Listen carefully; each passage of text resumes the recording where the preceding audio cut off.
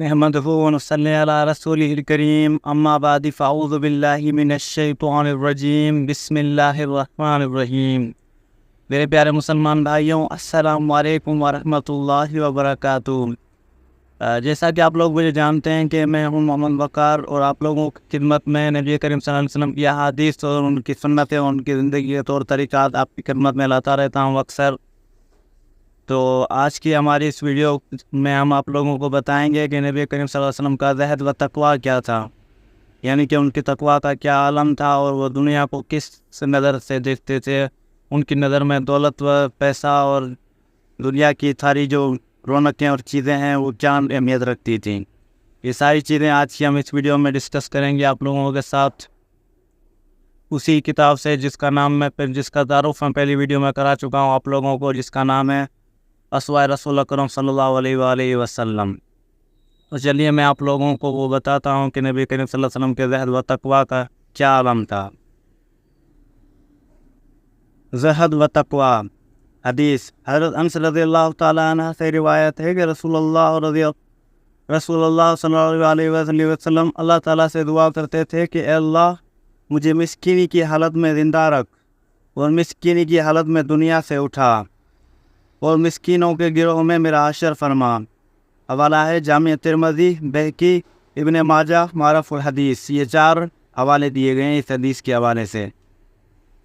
حدیث رسول اللہ صلی اللہ علیہ وآلہ وسلم کے ایک صحابی سے روایت ہے کہ حضور صلی اللہ علیہ وآلہ وسلم کے اہل مجلس ایک مرتبہ دولت مند اور دنیاوی خوشحالی کا کچھ تذکرہ کرنے لگے۔ اہل مجلس ایک مرتبہ دولت مندی اور دنیا بھی خوشحالی کا کچھ تذکرہ کرنے لگے کہ یہ چیز اچھی ہے، یہ بری، اور دین اور آخرت کے لیے مضر ہے یا مفید۔ تو آپ صلی اللہ علیہ وآلہ وسلم نے اس سلسلے میں ارشاد فرمایا کہ جو شخص اللہ سے ڈرے اور اس کے احکام کی پابندی کرے، اس کے لیے مالداری میں کوئی مضاحکہ نہیں اور کوئی حرج نہیں، اور صحت مندی صاحب تقویٰ کے لیے دولت مندی سے بھی بہتر ہے، اور خوش دلی بھی اللہ تعالیٰ کی نعمتوں میں سے ہے جس پر شکر واجب ہے۔ حوالہ ہے مستند احمد، معرف الحدیث۔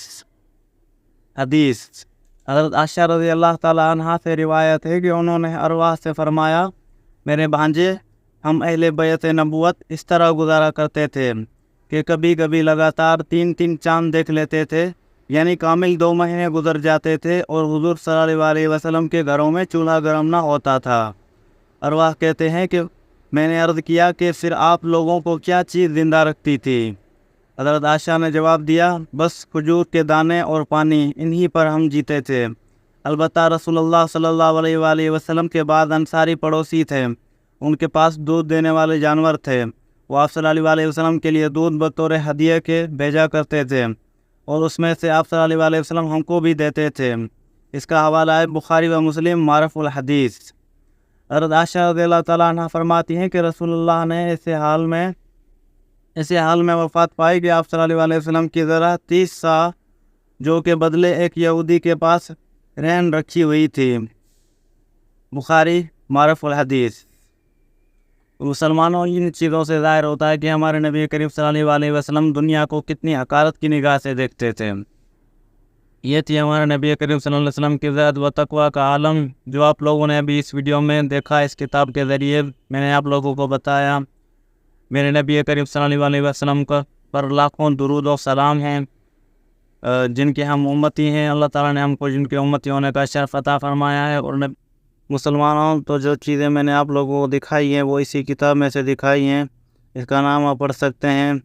بیسیکلی یہ نبی کریم صلی اللہ علیہ وسلم کی سنتوں اور طور طریقات اور احادیث پر مشتمل ہے، ایک مجموعہ ہے ان کی احادیث کا اور سنتوں کا اور طور طریقوں کا۔ چلیے، جو چیزیں میں نے نبی کریم صلی اللہ علیہ وسلم کی زہد و تقویٰ کے حوالے سے آپ لوگوں کو حدیثیں سنائی ہیں، وہ میں آپ کو لائیو بھی دکھا دیتا ہوں اس کتاب کے اندر، تاکہ آپ کے دل میں کوئی شک و شبہ باقی نہ رہے۔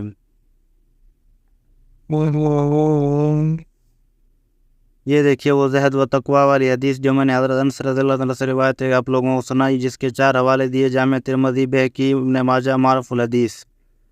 اس کے بعد دوسری حدیث سنائی آپ لوگوں کو، ایک صحابی سے روایت ہے، مستند احمد، معرف الحدیث۔ اس کا بھی حوالہ دیا گیا ہے، یہ فرسٹ پیج تھا، یہ سیکنڈ پیج ہے، یہ بھی آپ ملاحظہ فرمائیں۔ حضرت عائشہ سے روایت ہے کہ انہوں نے انوار سے یہ بھی یہ دیکھیے بخاری و مسلم معرف الحدیث۔ اس کے بعد راشا فرماتی ہیں کہ رسول اللہ نے ایسے علم وفات پائی، ان کا بھی حوالہ ہے بخاری معرف الحدیث۔ تو یہ تھی مسلمانوں وہ چیزیں جو میں نے آپ لوگوں کو اس کتاب سے بیان کی۔ انشاءاللہ جلد ہی ایک اور بیان آئے گا دوسری ویڈیو میں، جلد سے جلد آپ کی خدمت میں پیش کریں گے۔